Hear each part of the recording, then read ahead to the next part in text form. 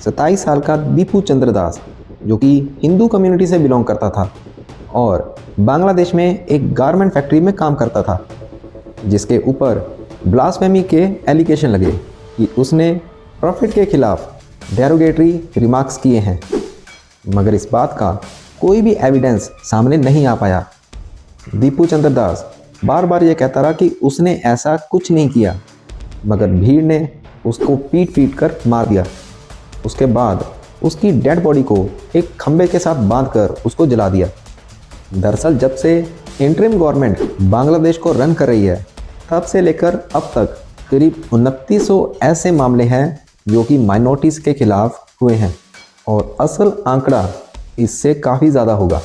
ऐसे मामलों के ऊपर बांग्लादेश की इंटरिम गवर्नमेंट पूरी तरह से चुप है। बांग्लादेश की पुलिस का यह कहना है कि जो उस्मान हादी, एक स्टूडेंट लीडर जिसकी हत्या हुई, उसको मारने वाले 2 सस्पेक्ट भागकर मेघालय पहुंच चुके हैं।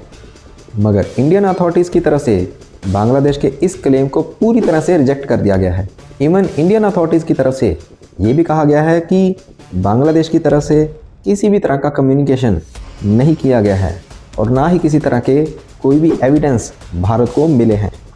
इसलिए बांग्लादेश की तरफ से जो भी कहा जा रहा है वो पूरी तरह से बेसलेस और मिसलीडिंग है। इसी बीच मिनिस्ट्री ऑफ एक्सटर्नल अफेयर्स की तरफ से बांग्लादेश से ये डिमांड किया गया है कि जो भी परपेट्रेटर्स हैं उनको पनिश किया जाए, जो भी हिंदू यूथ की लिंचिंग में शामिल थे। इस बीच दोनों देशों की तरफ से एक दूसरे देशों में वीज़ा फैसिलिटीज़ को सस्पेंड कर दिया गया है। दरअसल बांग्लादेश में होने जा रहे हैं चुनाव और इसी बीच जो बांग्लादेश की अवामी लीग, उसको पहले ही बैन किया हुआ है और जो दूसरी पार्टी है बांग्लादेश नेशनल पार्टी, तारिक रहमान, जो खालिदा जिया के ही बेटे हैं, वो 17 साल के एग्ज़ाइल के बाद बांग्लादेश वापस पहुंचे हैं, जिन्होंने आते ही एक बड़ी रैली को संबोधित किया है। ऐसे भी कयास लगाए जा रहे हैं कि बांग्लादेश में जो इस समय स्थिति बन रही है, उसकी वजह ये भी हो सकती है कि जो इलेक्शंस हैं उनको डिले किया जा सके, क्योंकि बांग्लादेश में जो इनके लीडिंग न्यूज़पेपर्स हैं, Prothom Alo, new age, the daily star, इनके ऑफिसेज़ को वेंडलाइज किया गया है भीड़ के द्वारा। अब देखना ये होगा कि बांग्लादेश में चुनाव किस तरह से हो पाते हैं।